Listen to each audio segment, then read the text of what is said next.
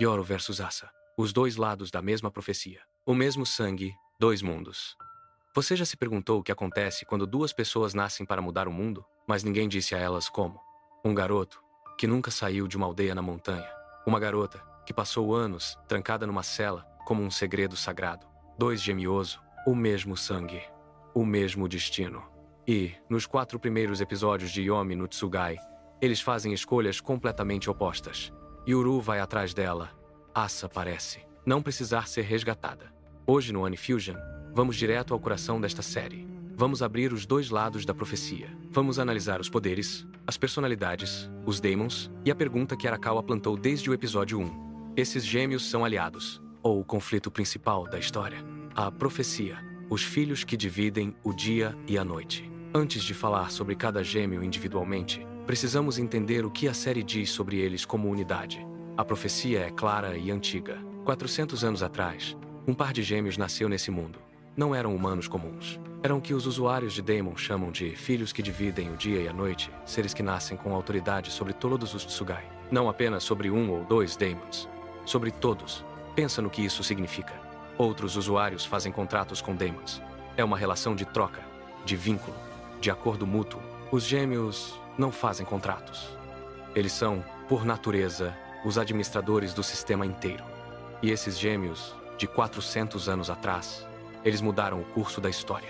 Agora Yoru e Asa nasceram. E grupos inteiros, a aldeia de Higashi, o clã Kagemori, organizações que ainda não conhecemos completamente, estão se movendo para controlar ou capturar esses dois, antes que eles entendam o próprio poder. A pergunta não é, os gêmeos vão se reunir?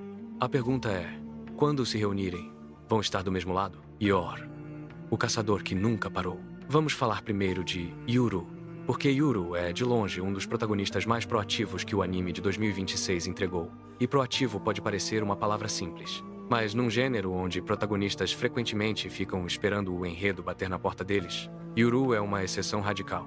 Desde o episódio 1, quando a aldeia é atacada e tudo que ele conhecia vira cinzas, Yuru tem uma missão e nunca desvia: achar Asa, entender o que aconteceu, confrontar a verdade. Não importa que ele nunca tenha visto um carro. Não importa que uma cidade inteira seja um labirinto incompreensível para ele. Não importa que o mundo moderno seja, literalmente, um idioma que ele não fala. Ele usa o que tem, Migi e Hidari, direita e esquerda, os seus Daemons. Migi e Hidari são considerados por muitos analistas do mangá o par de Daemons mais poderoso da série. E é fácil entender por quê. Eles têm presença, têm força bruta, têm o visual épico de duas entidades titânicas de energia pura, uma figura masculina e uma feminina.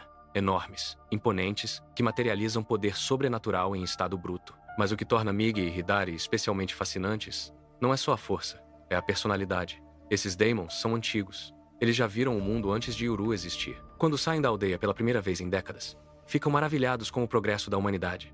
Uma cidade de milhões de pessoas. Tecnologia que para eles é quase mágica. Mas essa curiosidade é breve, porque Yuru não tem tempo para turismo, e Migi e Hidari sabem disso. Em um momento de puro gênio narrativo no episódio 4, Yuru pede a eles uma coisa específica. Encontrem um lugar com alta concentração de energia de Daemon e com o cheiro do sangue da minha família. 2 vetores: poder sobrenatural e laço de sangue. Isso não é um garoto ingênuo num mundo que não entende. Isso é um caçador. E aqui está o que eu acho mais importante sobre Yuru. Ele não está em negação sobre Asa. Ele sabe que as coisas não são o que pareciam. Que a menina na cela era uma isca. Que a irmã real estava do lado de fora, com os atacantes. Mas ele continua em frente. Não porque seja ingênuo, porque ele precisa saber. Asa, o enigma que caminha sozinho.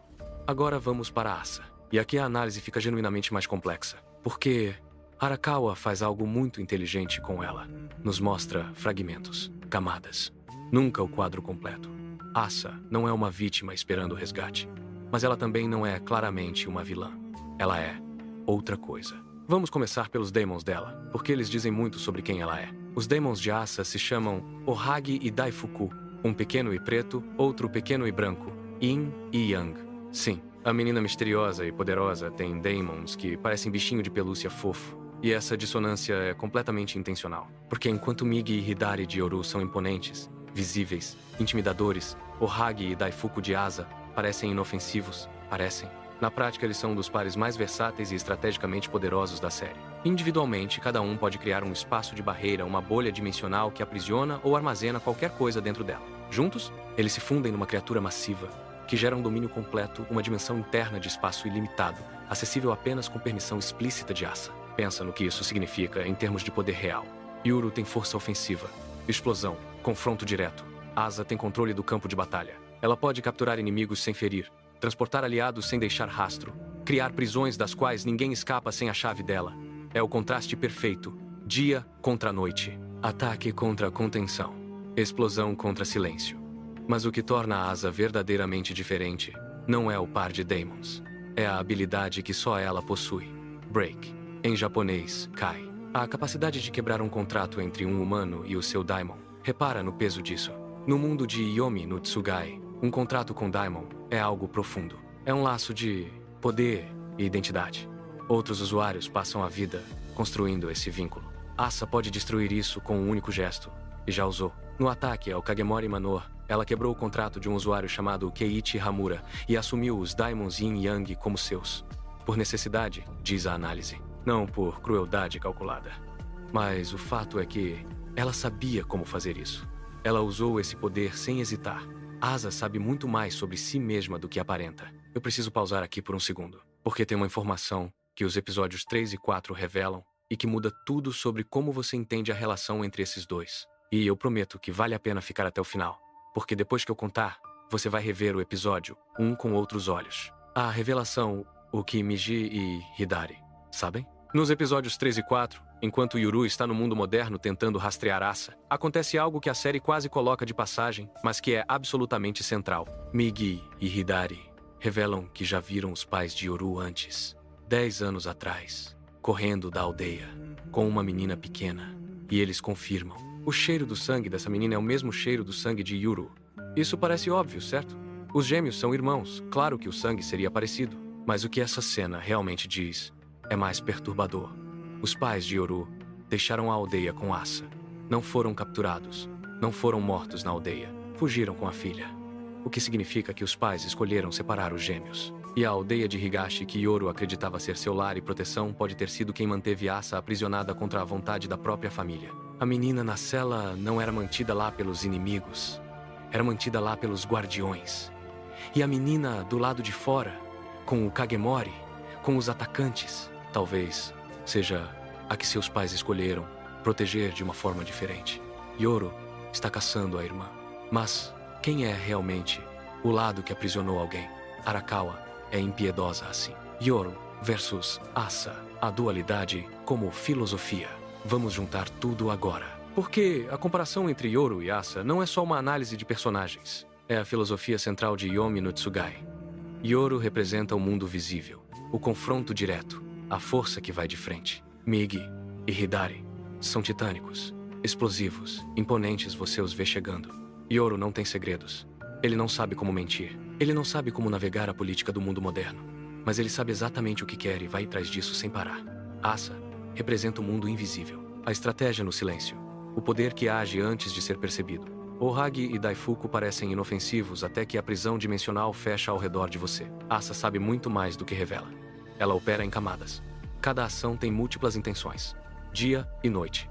Direita e esquerda. Yin e Yang. Arakawa construiu dois personagens que são literalmente opostos complementares e colocou eles em rota de colisão antes de qualquer reconciliação. E o que torna isso genial é que nenhum dos dois está errado. Yoru tem razões para desconfiar. Asa tem razões para agir como age. E a verdade completa sobre os pais, sobre a aldeia, sobre a profecia, está escondida de ambos. Eles são, no fundo, duas pessoas que não sabem a história real da própria vida. E quando essa história se revelar completamente, vai ser devastador para ambos. Teorias o que vem por aí. 3 teorias que o fandom está desenvolvendo e que fazem sentido demais para ignorar. Teoria 1. Os Daimons de Yoru são antigos demais.